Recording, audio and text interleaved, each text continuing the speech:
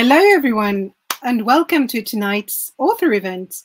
I'm Stina from the English Bookshop. I'm the events manager, and I am so incredibly excited about this evening's guest. It's none other than one of my favorite crime authors, Ann Cleeves, who has written the wonderful, wonderful Shetland novels, and also the gorgeous about the gorgeous Vera, or gorgeous but lovely Vera. Well, just a short introduction about the English Bookshop. We're a small independent bookshop based in Uppsala and Stockholm, and just across from us is the public library, and we are doing tonight's author event in cooperation with the public library.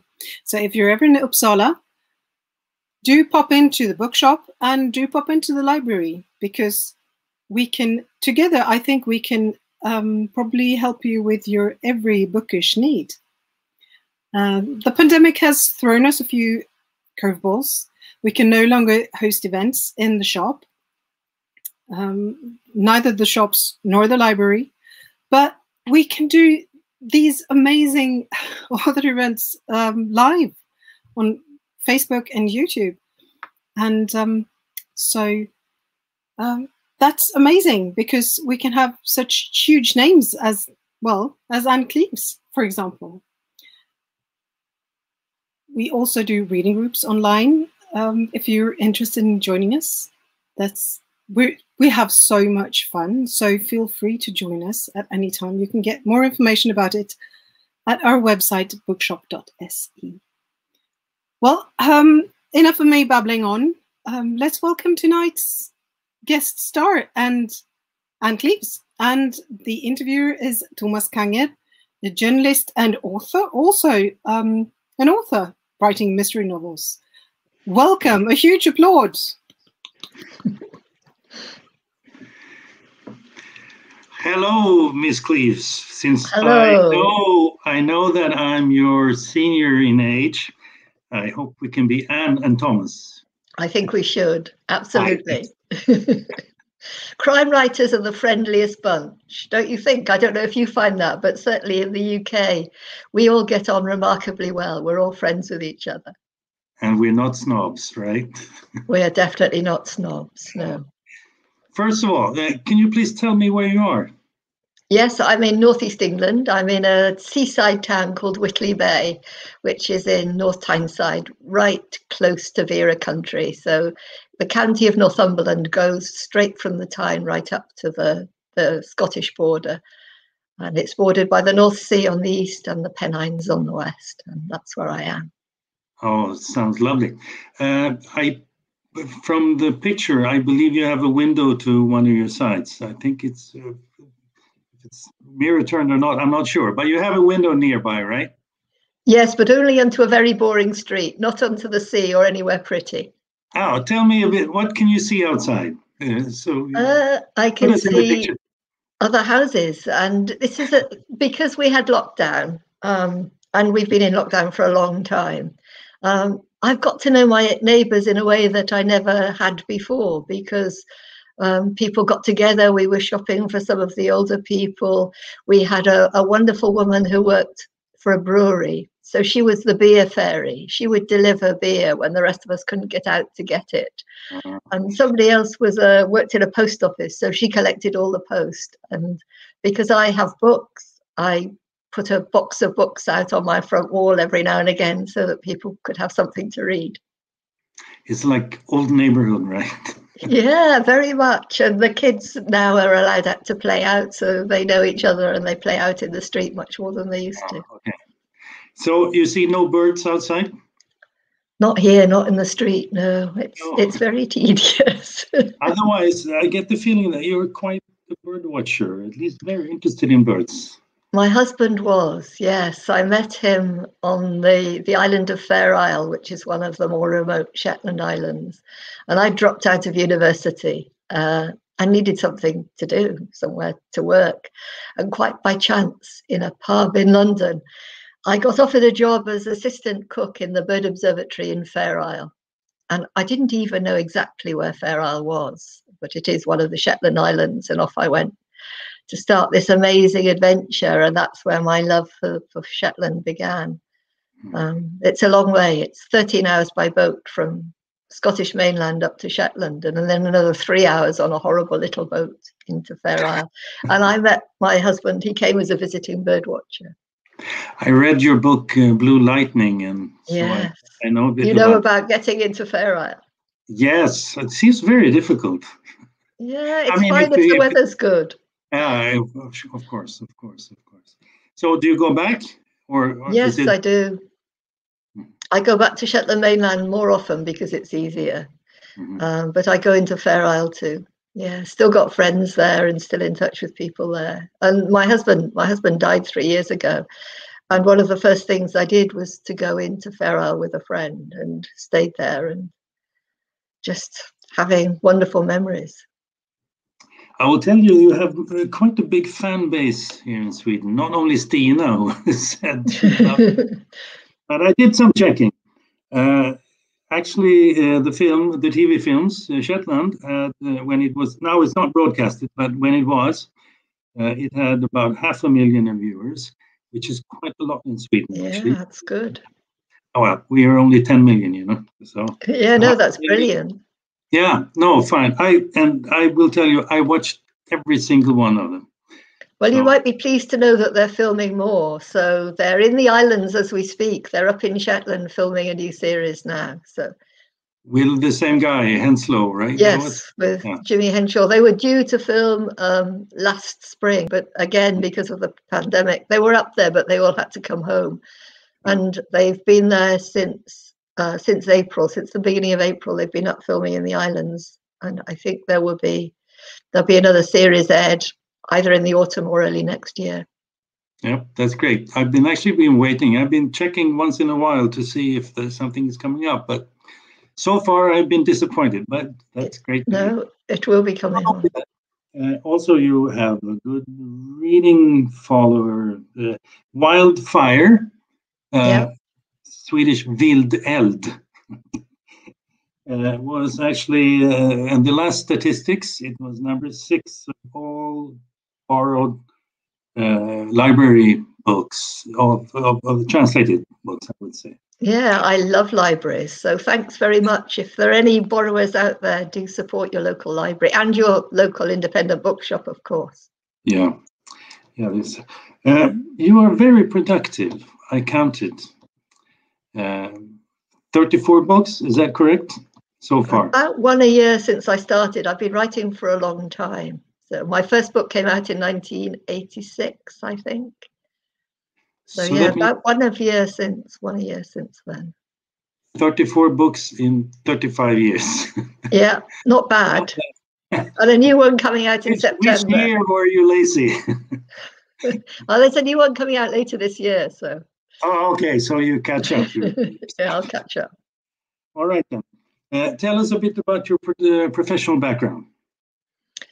As I say, I dropped out of university. I went up and worked as the assistant cook in Fair Isle.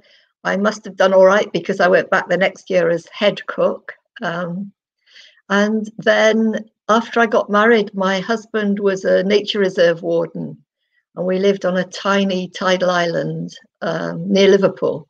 And when I was there, I was training to be a probation officer, a social worker. So I had this very schizophrenic existence where we were the only residents of this tiny island. But I would walk out in front of the tide in my Wellingtons and my waterproof, and the council had given me a little hut on the seafront. And I'd go in and change into my court clothes and come out like Wonder Woman, ready to meet the world and go and deal with offenders and then walk back in the evening if the tide was right. Sometimes I had to stay out. I'm going to catch up with you about that, but first I have to, in Blue Lightning, if I remember it right, the head cook was a victim. Yeah. Killed her off. Wasn't that a bit risky? No, I did have to ask the observatory if it was all right if I set a murder there. And they said, yes, as long as they don't die with food poisoning. But you were the head cook. I was the head cook. Yeah, well, that's all right. And then you killed yourself. I killed a fictional head cook. Ah, that's good. Yeah, Well, we can see that.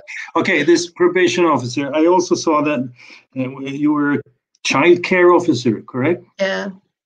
I worked for social services, so probation officer, really in those days, it's changed a bit since then, but it was like a social worker to the court. So I would supervise offenders. I did work with murderers, I worked with real killers, but doing lots of social inquiry reports. So after somebody had been found guilty, but before sentence, the court might want to know more about that person to help them decide on sentence. So I'd go into people's homes and ask very intrusive questions, the best possible training for a writer. I saw so many different families and so many different individuals and places that I would never otherwise go. There were some really tough housing estates on Merseyside where I was working, and some places where police officers would only go in pairs, but we'd go and meet the people and ask our questions. Yeah. Have you had direct use of those experiences, or is it just in the back of your head? Yeah, I think it provides texture and depth. I would never use cases that I'd worked with, but just that a sort of confidence, I suppose, and understanding that you know a bit more about the world than people think I do. I think they think I'm a sort of very nice, kind granny who sits at home and makes stuff up.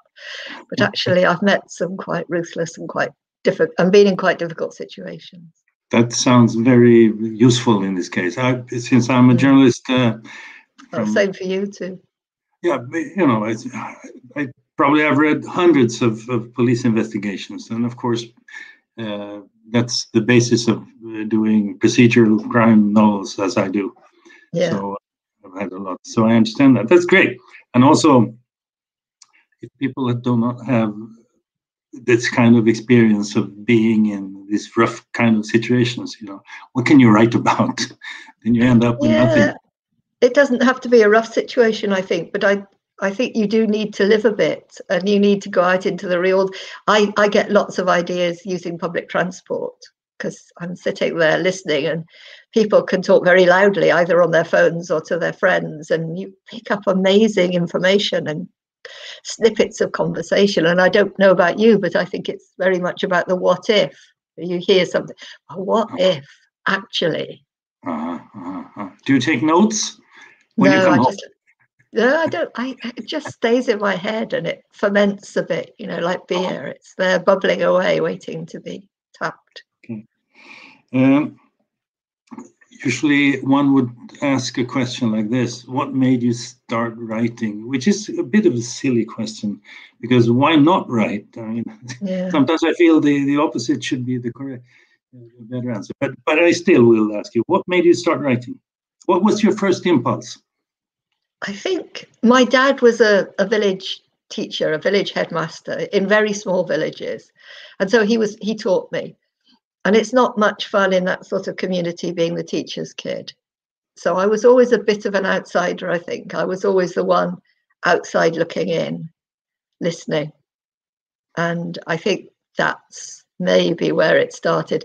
But before that, before I could read and write, I could remember running a narrative in my head in the third person, describing what was going on, describing what I was doing. And that stopped when I could read and write. But before that, and I think it's just I think we've all got that need to explore our world and explain what's going on and try and make sense of it. And the first book, how did you start? I was living on the island on Hilbury. By that time, I had a small child. I had a baby. And so there was me, my husband and the baby, and a lot of birds and wildlife and not much else. And there wasn't, if you're not really into birds, and I'm not, there's not much else to do. So that was when I started, and it's perhaps not entirely coincidental that in the first book I kill off a birdwatcher by hitting him over the head with a very heavy brass telescope. Probably saved my marriage. Okay. As I told you, Jimmy Perez has a great following here in Sweden, and the new book. We'll come into that a bit later, but the new book is the Vera Stanhope series. First, which one? And now you have the third main character that is being, right? Which one is your favorite? Which one do you like the best? Oh, that's like asking you to choose between your children, isn't it? I don't think you can do it. I've stopped writing Shetland now. I wrote 8 Shetland books, and that was enough. I think it's a very small community. They're a very small population, and the islands, although each island has a different flavour. Yeah, I've killed off a lot, and the TV drama has killed off far more than I have. So I think we needed to stop now. And I'd said all that I could say, I think, about Shetland. And I wanted to stop before I was bored, and more importantly, before the readers were bored. So that's why I stopped writing about Shetland. But I wouldn't want to just write about one character, so I alternate. And so now I've got Matthew Venn down in North Devon, and the first book was The Long Call, and the new book coming out in September is The Heron's Cry, and that's a Matthew Venn book as well. But still, you didn't answer. Which one do you like the best? I think I like what I'm writing at the moment, because I'm in their head, aren't I? So I'm at the moment, I'm very nearly finished a Vera book. So I'm in her head and I'm there living her world. But then I'd be quite glad to say goodbye to her at the end of it and heave a sigh of relief and think, oh, that's good. I'll go back down to Devon now and have a change of scene. And Devon, what do you do? Do you go there of course you lived there, you were brought up there, so I guess you don't have to do much checking. Or do you do a lot of research? Streets? I go down, and I've got a school friend, so I've known since I was 11. And I always stay with her and we talk, and she drives me around and we go and explore. So bits that I don't remember, she'll know very well because she still lives there. And that's what I do. One thing, now you've written about the islands and Northumberland. Northumberland, yeah. Yeah, that's Northumberland. And now Devon. And of course, it's a trick. I also wrote about hometown. And one of the reasons is that you know how people act. If I would write about the very north of Sweden, I would not really know how people react and act. You feel the same way? Yeah, absolutely. You understand the preoccupations of a community, I think. My daughter's an academic. She's a human geographer. And we always say that that's what I do too, because I'm interested in the relationship between the individual and the community and the landscape. So between the place and the individual. And I'm that's what I enjoy exploring, I think.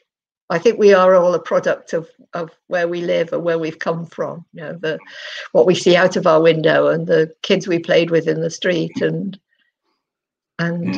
it's that sense of place and the individual within the place that I find interesting to write about. And you really need to want to know those places before you can do that. And it affects so much. It affects how people speak and dialect and the names that you choose for your characters. All that is affected by the place that you set your book in. And so I always start with place. I would never start with a story. I would always start with the place that I was setting it. That leads me into actually my next question. Can you tell me a bit about your procedure?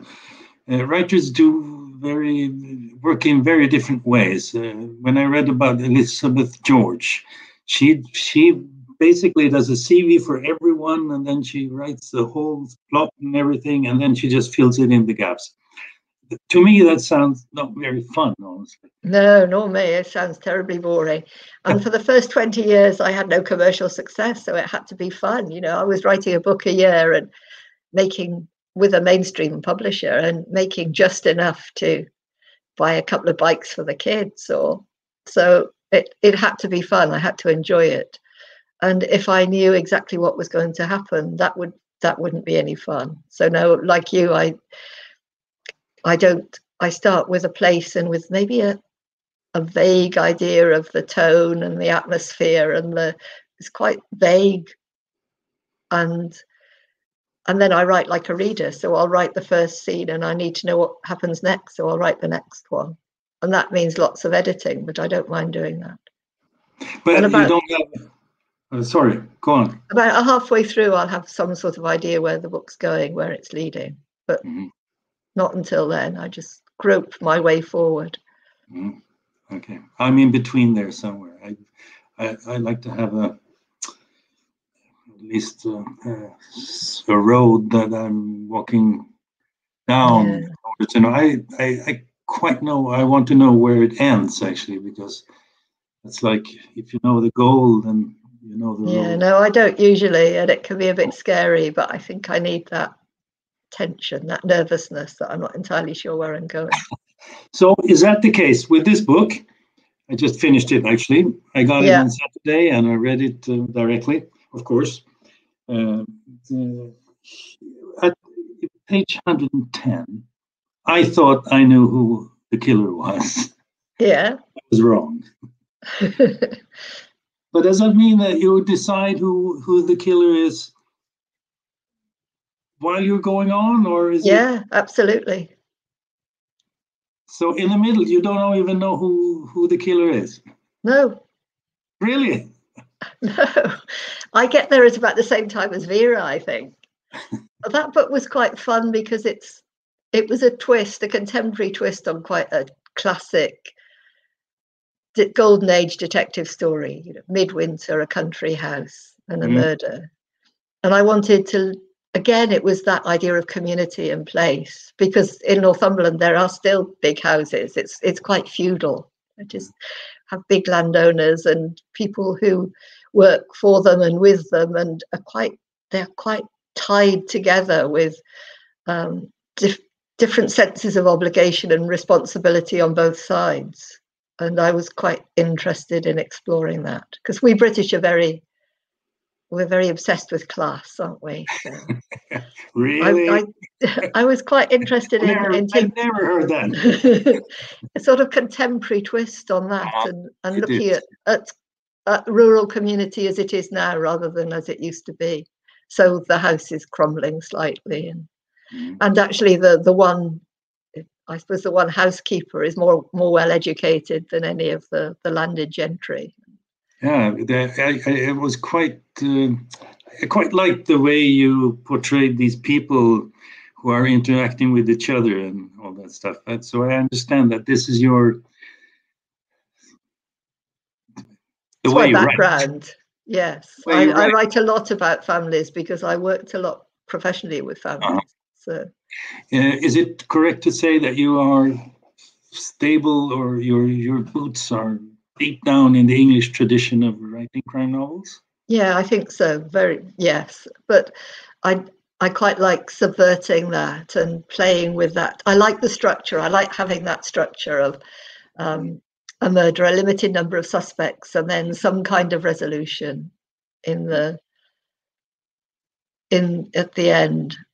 And especially, I think The Darkest Evening did very well, perhaps because of that, because at this time of uncertainty, political uncertainty in the States and here, and Brexit and pandemic, and none of us know exactly how things are going to turn out, that to read a book that does give you some sort of order restored and justice at the end is quite reassuring at these particular times. And I know that in the pandemic, I've been going back and reading those golden age books of the 1930s and 1940s and finding them as well, you know, tremendously escapist, but quite entertaining. Yeah, it's when you put these people together. Actually, you do the same thing in this one. What is the English title of this? I read this one in Swedish. This is from the Shetland Islands. Is that Blue Lightning? Yes, correct. I mean, it's quite, when you put people together like that, you know, it's quite claustrophobic, isn't it? Yes. And again, that's very traditionally a British thing. You know, Agatha Christie was always sticking people on a boat going down the Nile, or in a train stuck in the snow, or that idea of an enclosed community where only the people who were there could have committed the murder. And I like to play with the convention, but I hope give it a more contemporary twist. You did. And again, look at communities as they are living and breathing now. Which one is your favorite British writer then? Oh, that's hard. We've got a new golden age, I think, at the moment, because there are so many great young crime writers coming through. I love Mick Herron. I mean, he's not, I suppose, exactly a crime writer. He writes spy novels, but I think he's just so clever and so funny, but also deeply moving. He has a series with they're failed spies who, because they've messed up, they can't be sacked because they know too much, but they're put into this house with a caricature of a leader called Jackson Lamb who looks after them, and they're just very, very good and very clever, but also satiric, quite biting politically. And I enjoy those, but there are loads of really good contemporary writers at the moment. Me, I'm an Ian Rankin guy, actually. I love Ian Rankin too, yeah. He's such a great storyteller, isn't he? He has a way of just moving the story on, and his dialogue is fabulous. Go ahead. Yeah, no, talking about ending the Shetland books, we were on a panel together because, as I say, you know, British crime writers, we all know each other. We meet up at book festivals. We were doing a book festival, and I was saying that I was planning to stop writing the Shetland books, and he looked at me and said, "Well, good luck with that." Because of course he tried to stop writing Rebus, but kept having to bring him back. He just can't. No, he can't. Well, I'm so happy actually he doesn't. Yeah. Talking about that, you said that there was a new filming of the Shetland. Is that based on one of your novels, or no, did they do a free? No, the last few series have been serials, so original scripts filmed over 6 episodes, and this latest one will be the same. Yeah. But the scriptwriter is brilliant. He's called Davy Kane, and he's Scottish and he knows the islands. So yeah, he did some great scripts. And I think they've been so successful. I think probably my favourite series was that written by Gabby Chiappi, scriptwriter, and I've worked with her before. And that was the one that explored the sexual assault on the female officer on Tosh. And they did so much amazing research for that. The scriptwriter, the script editor, the producer, and the actress all went together to Rape Crisis Centre, and they spoke to survivors of rape, and they asked the women, what would you like us to portray and what would you like us not to show? And I think that detail and that research and that compassion came over so strongly in that series, because you saw this lively, confident young woman suddenly losing that light and that ability to work. I fully agree. Yeah, it was a very good. That part of the story was so well done. Yeah, I think so. Beautifully acted and beautifully written. So, yeah, and Gabby had adapted some of my Vera stories, so I knew her quite well and obviously trusted her absolutely to make a great job of it. Since this talk now is arranged by the English Bookshop, I guess they would want me to ask you to tell something about your new book. This one. Oh, The Darkest Evening. Yeah, sure. Well, we have talked about it a bit, but please. It starts off in midwinter, and Vera, there's a blizzard, and Vera just loses concentration and loses her way on the way home and ends up not really quite sure where she is. And it's, I suppose, a very Swedish landscape, because there's a forest.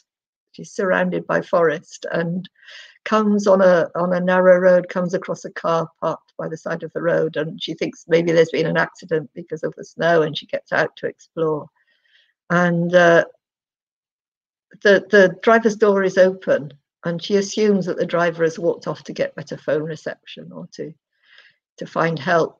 But then she hears a cry and sees that there's a toddler strapped in the back seat, and that's how it starts. But in it, we learn a little bit more about Vera's family and her background, because she drives on and ends up at this big country house, a kind of manor house called Brockburn, and that's where her father Hector grew up. And Hector has been, although Hector is dead really by the time I start writing the series, she's still haunted by him. And he was this black sheep second son of a landed gentry who made his living out of stealing birds' eggs and trading them, and stealing peregrines and other falcons from the wild and selling those, and doing odd bits of taxidermy. So we sort of get a sense of where he's come from, perhaps, in this book, or where she's come from. And from then it just goes on, right? Yeah, it does. That's how it goes. Yeah, I was a bit interested in one thing there. You were using local language, right? I mean, you were saying, which is around there, Scottish and Northern, bairns, for example. Bairns for children, yeah. We say that in Northumberland as well as in Scotland. They call them the debatable lands, these bits. You know, the Romans built Hadrian's Wall to try and keep the Scots out, and but Northumberland goes beyond that. And there were the border reivers, the clans who fought over the land here. And yeah, a lot of the language is very Scottish, but I think Scandinavian influence. So the Vikings came. It's Old Norse, actually. We say barn. We don't say, I mean, children. That's barn in Swedish. Yeah. So bairns is actually Old Norse. Swedish is Old Norse. Yeah, same in Shetland. Very much the same in Shetland. We had the same language 1,000 years ago. We actually spoke the same language. Yeah. So there and here, yeah. All right. I know that you have. You're going to meet your friends for the first time in many, not many years, but in a long many months. Yeah, our pandemic restrictions have been lifted today. We're allowed people in our homes, and I have had people in my house because I live alone since my husband died. I live alone, so I've been allowed a support bubble, and that has been my daughter and her husband. So I have had people in my house, but I have not had people who are not family in my house for a long time. So yeah, my two friends, Martin and Paul, who are actually inspiration for the North Devon book in a sense, they're coming this evening. So yes, that's great. Yeah, actually, I'm not going to let you go yet, because here there are two questions from audience. One from Anita. I would like to know if Anne had a say in choosing the cast for Vera, and if she's happy with the actors and the interpretations of the characters. No, I didn't have a say, as I've explained. I think I trusted the team, because they adapted. Vera was the first adaptation that they did, and they came up to we're back to place. They came up and they travelled around. The scriptwriter travelled around Northumberland with me, and we talked for 3 days about storylines and about character and where they come from and where the books had come from. And so I very much trusted them. I knew that they were going to offer Brenda Blethyn the role. And really, if somebody says, how do you feel about a double Oscar nominee playing one of your characters? That's pretty cool. And I think she's done it so well. She's very generous and very gracious, and we do festivals together sometimes. She's become a friend. and she says that she goes back to the source material, so she reads the books. Yeah, and that's and not every actor does that. So she reads all the books as they come out, and then she helps feed into the script as well. So she has a very definite idea about how Vera should be, and we talk about her as our Vera now. So she's Brenda's Vera and my Vera, and I'm so fortunate.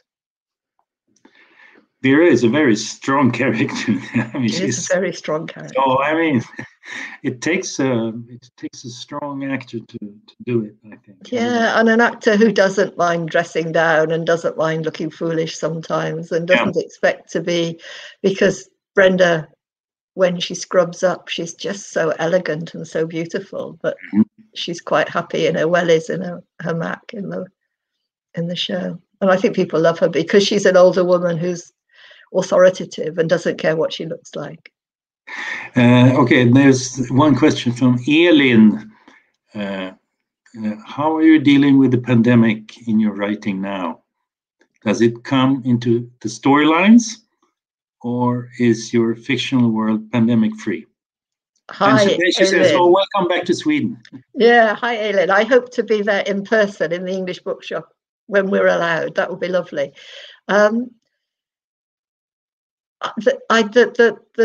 The Darkest Evening doesn't have any pandemic in it, and nor does The Heron's Cry, the one that comes out in September. But the book that I'm working on now, which is a Vera book, it would have seemed so odd not to mention the pandemic. So I've set it in October 2020. And here that was, people were allowed out and we were still doing things, but there were still restrictions. It was before our second lockdown. And so the people are wearing masks. I don't make a big deal of it, but I think I've read a number of novels recently, new novels, where it wasn't mentioned at all. And that just seemed a bit odd. And I like, again, the idea of that time when things were so uncertain and we knew that another wave was coming and the numbers were starting to rise, and that uncertainty and that kind of dread, I think, worked very well for a crime novel. Sure, it's a unique experience, actually. None of us have ever lived through something like this. No. So it would be strange for a writer not to use it, acknowledge it or use it. Or okay, one more question, then we will let you go. No, I'm fine. Okay, we don't want to keep you away from your friends. That's very kind. This is from Messer, double Z. Yeah. When Anne's books are adapted for TV, the characters may be different. Does she adapt her characters in the book, or stay true to how she sees them? Oh, that's a really interesting question, isn't it? Because I think that Brenda's portrayal of Vera has affected a bit my writing, because she inhabits the character so much. And when I write dialogue now, I certainly hear Brenda's voice in my head. Mm-hmm. I can, because and she's very good at witty put downs, at telling people off and organizing her staff. And so I do use that a bit when I'm writing, absolutely. Does she call you Pet? Only in my head. No, Brenda comes from the south, and so it's when we talk, she's got a very, very different accent, but she's caught the Northumberland accent beautifully, I think. At first, people locally were a bit dismissive of her because she couldn't do it, but she spends 6 months of every year here now filming, so she's up in the northeast and she listens, and she has rural Northumberland accent, which is just what we need for the part. But using that word pet, is that Northumberland? It is very much a northeast thing, yeah. Really? So you might call someone Pet, or you might say bonny lad. How are you today, bonny lad? Or bonny lass. Yeah. Or Hinny is another one, which is lovely. Which is another, Hinny is another lovely one. A sort of corruption of honey, I think. Okay, Miss Cleeves, Anne, it was lovely to talk to you. I really enjoyed it. And lovely to talk to you. And thanks for being such an entertaining interviewer and making it so easy. Okay, I hope you have a nice evening. And, thank you. I'm sure I will. say hello to your friends from Sweden. Yeah, I will do. And one of them has a Swedish sister-in-law. Sister-in-law. So he's desperate for travel restrictions to be lifted so he can come back to Sweden and see his nephews. So, sure. Yeah. And we want to go to Britain again. Well, with any luck, it won't be long. Yeah, I hope so. I lived there once. I lived for a year in the UK. My wife did her PhD actually in London, so I'm quite familiar with the country. Yeah. Well, Stina, thanks so much for having me in your bookshop, even virtually. Please invite me back in person at some point in the future when we're allowed. We so definitely will, as soon as we're able. That would be such an incredible honor, and yes, we are incredibly happy and a bit humbled to have you here, even if it's online today. So. No, and it's been a great chat. So thanks very much. Thank you, and enjoy your first evening with friends for a long time. Thank you. I'm very much looking forward to it. Especially as they're coming to cook for me. That's pretty cool. I said, no, I can't cook. I said, because I'm talking to a Swedish bookshop. That's all right. We'll prepare it and we'll come and cook for you. Oh, even better then. Even better. So that sounds great. Absolutely. And by the way, Brenda Blevin, super. I think so. Yeah. Yeah, she does is it so well. One incredible actress, whatever she does. So you must have been rather chuffed to get her for Vera. Very chuffed, yeah. That's lovely, and we have so much love for you from our Facebook commentaries and YouTube commentaries. They're so looking forward to reading your next book, and they can't wait to use it. Your latest novel, and here it is. Yeah, exactly that one. Is it translated to Swedish? I tried to find out, but I could not. That one, not yet, I don't think. I know that The Long Call, which is the first of the Matthew Venns, that has been translated into Swedish with Bonniers. So you can get that in Swedish. Yes. So Bonniers, yes. Exactly. And of course, you can order signed books from the English Bookshop, because Anne has kindly agreed to signing our book plates and sending them back to us. So you can order them through our webpage, again, bookshop.se. And if you want them signed with your name, just let us know. And Anne has kindly agreed to do that. Thank you. I will. Oh, thank you. And thanks to everybody who's been listening, and lovely to see you all. Well, let's hope to see you in the flesh sooner rather than later. Thank you very much. Goodbye. And goodbye. Okay. Goodbye. Bye.